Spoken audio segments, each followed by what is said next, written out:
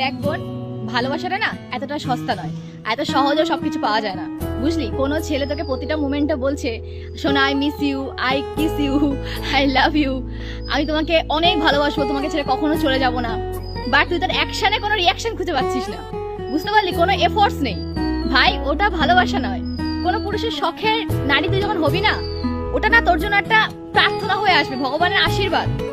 সে তোর জন্য সবকিছু করবে, তোর কাছে না এসেও, তোকে না ছুঁয়েও সে দূর থেকে না তোকে নোটিস করবে, তোর প্রতিটা অঙ্গভঙ্গি, কথা বলা, চাল চলন, ব্যবহার, তোর কি ভালো লাগে, তোর কি ভয়, সবকিছু তার নখদর্পণে থাকবে।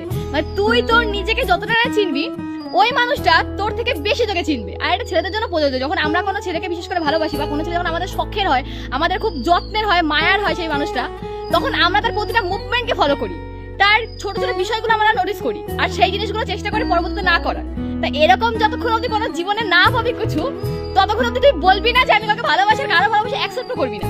যদি মনে হচ্ছে যে ওই মানুষের থেকে তুই নেগেটিভ এনার্জি পাচ্ছিস, তৎক্ষণাৎ তুই তাকে ছেড়ে চলে যা। কতটা সময়, সম্পর্ক, কতটা বয়স, এত কিছু দেখার ব্যাপার সময় নেই। একটা জীবন আনন্দ করে বাঁচো, একই ধাঁধাতারা থেকে অশান্তি গন্ডগোল না করে নিজের মতো করে প্রাণ খুলে বাঁচো। সবাইকেই তোমার জন্য মরতে হবে, সবাই তোমাকে ভালোবাসে, এই ভ্রম থেকে জাস্ট বেরিয়ে যাও।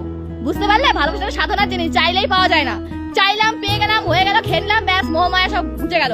ওই আজকে ভালোবাসা কালকে নেই, ওটা ভালোবাসা না রে বাবা, ওটা ছুকছুকানি, অ্যাট্রাকশন, মানে হতে পারে একটা নেশা। কেটে গেছে, খেয়েছে, বেরিয়ে গেছে, হয়ে গেছে ভালোবাসা। যে ভালোবাসবে না তোমাকে আগলে রাখবে।